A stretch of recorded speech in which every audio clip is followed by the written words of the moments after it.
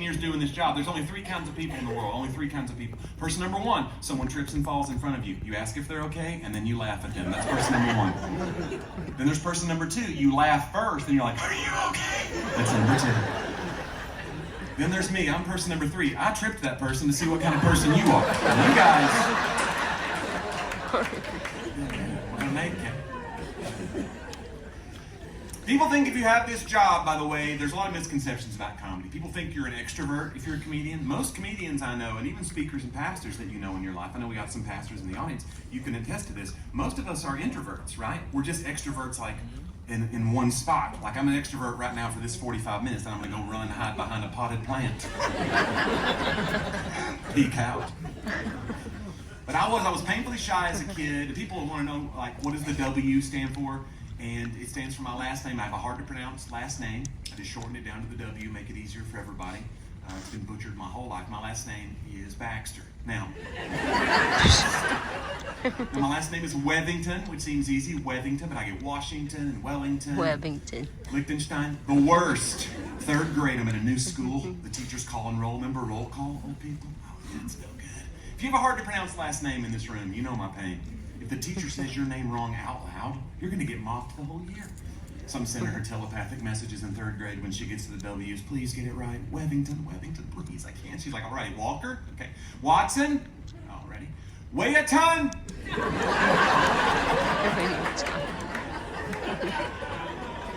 Weigh a ton. I'm in the back. Can I just head home now and develop an eating disorder? Thanks so much. Names are weird that way. My wife worked in Nashville for a long time for a doctor. His name's spelled D-U-B-E. People come in all the time. They don't want to pronounce it wrong. I'm here to see Dr. Dubé. Got an appointment with Dr. Dubé. She's like, it's okay. It's Dr. Doobie. We've made peace with it. He is Dr. Doobie. And my favorite part about that is he is a joint specialist. That's 100% true. Sometimes the jokes write themselves. And by how hard you laughed at that, I know more about your testimony. So, thank you.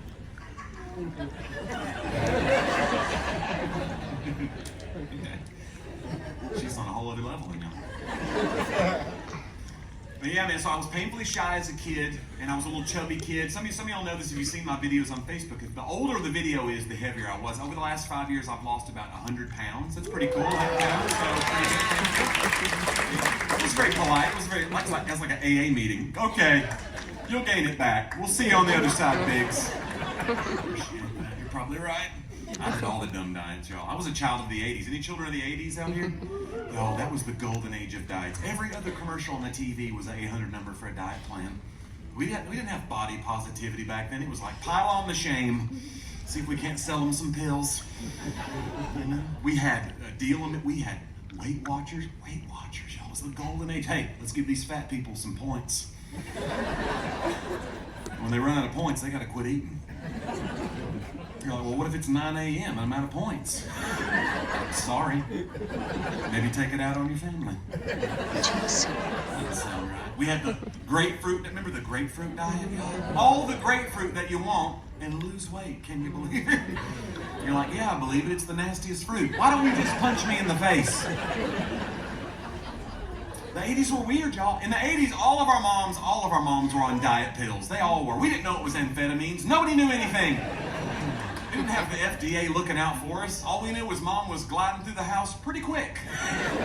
And she was saying stuff like, Janice across the street's looking so thin. Well, she's on cocaine, Mom. Maybe that's it. Then I did the granddaddy of them all. 80s and 90s, we had the Dr. Atkins diet came along, y'all. Oh, yeah, y'all have all done that. You know, everybody's tried that.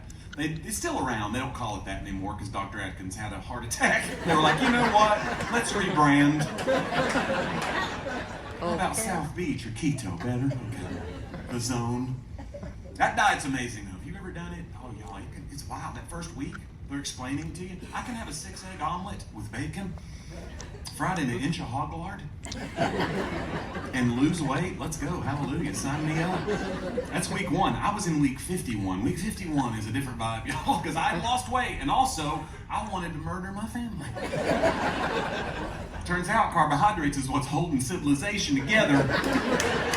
In case you're wondering what was this whole thing in Russia could be solved with a crescent roll. I'm telling you guys. Vladimir Putin just needs some gluten, okay? He's hangry. He's angry. That's when. When I was a big kid. I was a little chubby kid in middle school. Middle school was rough, y'all. I had asthma. Didn't I have asthma here tonight? Hold your inhalers high. Don't be ashamed. We're gonna release breathing treatments from the ceiling for you. I love. Do you have a doctor's note? That doctor's note. Oh my God, it was the best. That was my get out of gym class free card. What? Hand that over. There you go. That's your copy. You can keep it. It's laminated.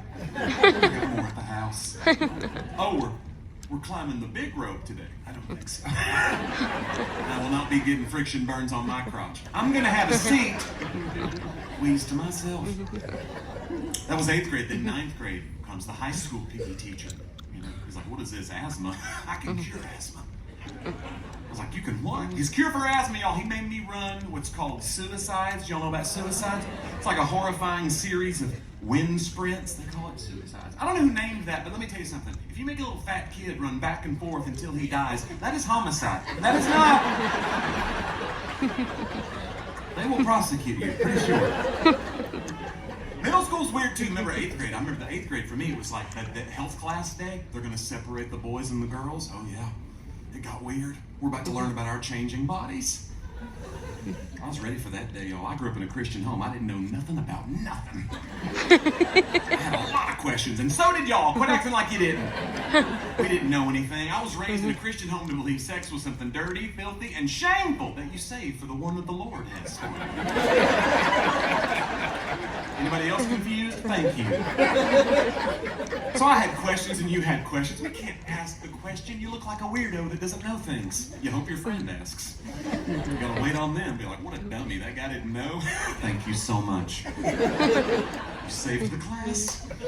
For me, it was my buddy Chad. Chad, 8th grade. Oh my gosh. Mr. Treywick, our health teacher, had the pointer out.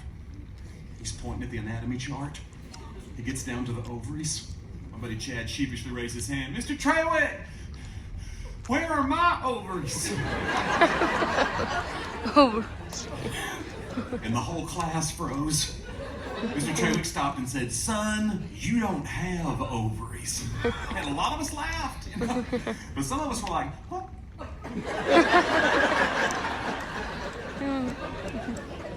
What happened to Chad's ovaries?"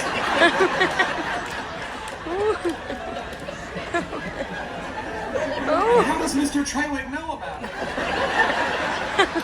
This is a dark day. Worst day, gym class was bad, the asthma day, but the worst day in gym class was the day of the President's Physical Fitness Challenge. Remember this? It's like the Hunger Games in there. They line us up on the baseline. He's got a clipboard for some reason. I'm like, "I don't know what's on that clipboard. You need to check the box that says I'm chubby. Let me get out of here." President Reagan, I said, "Hey, no, it's going to be fine, Johnny. We're going to take a minute. We're going to time each other. Everybody take a minute. Get yourself a buddy." I was like, "I don't need a minute. I don't have a buddy." I look up, everybody's got a buddy but me. I'm mortified. I look at the end of the bleachers. There's a girl sitting by herself. I don't even know who she is. Is she even in my class? But it doesn't matter because they're not going to put a girl with me. They did. Come on, Sally. You'll be with Johnny. Come on, Sally. Now you're going to time Johnny. You're going to do push-ups for a minute. Timing. Count those down. Jumping jacks. Count those and time it. Then you're going to hold his feet. And you're going to do sit-ups for a minute. And that turned pretty quickly into a game of how many times can Johnny fart into the face of a stranger before she begins to cry. Oh my. And the answer is 17. 17 times is the number of times. And that's how I met my wife. No, that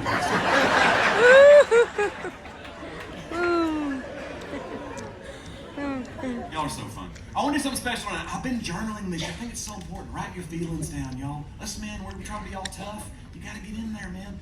And so I bought a journal, a little notebook, and I Mostly I've just been writing jokes. It's no good, y'all. It's not good. But I wanted my own journal, you know, because I have a merch table at my shows sometimes, and I've got these in the bookstore because I carry them around the country with me. Because I started doing these big old preacher conferences, Six Flags Over Jesus churches, you know.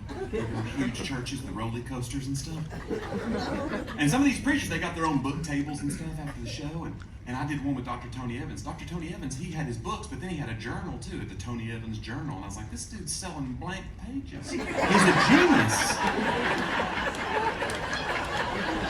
I gotta get in on this. But his journal was nice, and it was all leathery, and on the front it said, like, if you believe, you can achieve. And I was like, that's way too positive and uplifting for me. So if you want to go to the bookstore tonight, I have my journal in there, and it says, if you can't say something nice, just write it down in here. And I will say this too, I'll put a few of my jokes in the front, because I know people always want a few of my jokes. And then I've got a QR code here. This is how you get my 1-hour comedy special for free. So I'll throw in, it's almost like throwing in a DVD if you buy one of these. These are $15, they're 2 for $80. It's a bad deal. But y'all are such a great crowd. Can I try a few jokes I've been working on out of my journal? Is that okay? Can I try a few things? Okay, fine. This goes better with some music. Do we have any music for this maybe that y'all could play for some? Okay, yeah, this is great. Yeah, pump that thing up. Yeah. Here we go.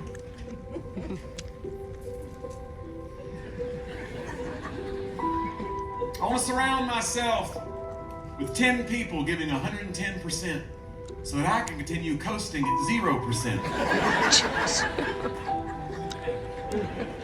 If your church is moving from traditional hymns to modern worship, do the right thing. Donate your organs.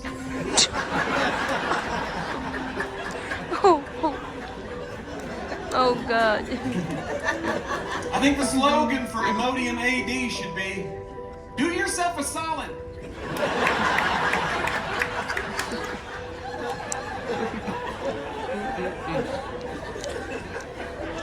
That one was gross, I apologize. If you're illiterate, you probably live your life by a set of unwritten rules.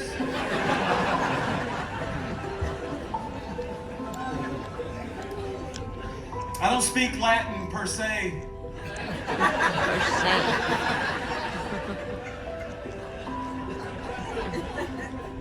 I think books about bankruptcy should start with chapter 11.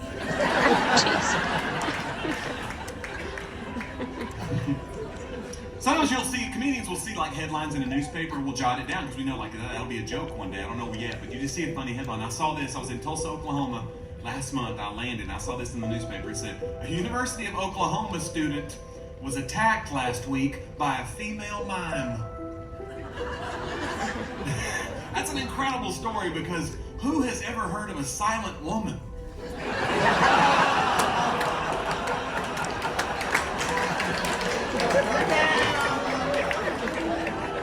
That joke did not go well at the Joyce Meyer conference.